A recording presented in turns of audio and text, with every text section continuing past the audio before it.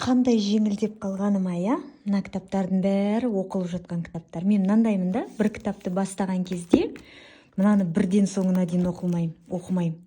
Тек қана менің бірден соңына дейін оқыған кітабым, тұрмай оқыған кітабым осы жүрек тыныштығы ғана болды.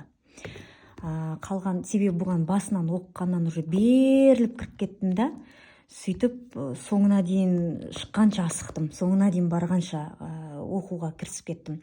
Ал негізінде кітапты мен әдетім солай, былай оқимын.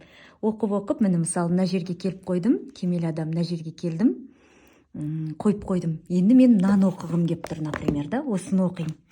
Оқып, бұны да келген жерін белгілеп қоямын да, бір шама уақытта мен мынаны оқығым келуі мүмкін. Менің кітап оқу процесім осылай өтеді негізінде, білмеймін, неге ол, не әдет білмеймін. Жалғыз мына кітапты ғана беріліп оқыдым, атақ қалғандары осылай бөліп, осылай оқылатын дүниелер менікі негізі. Бірақ рахаттанамын ғой содан. Прям демалам, ұйықтаймын, ой. Қазір рахаттанып отырмын, еще мына жерде New Wave продукциям тұр. Менікі емес, бір партнердікі алып кетеді. Маған алып қойыңыз деген, сол тұр, алып кетеді.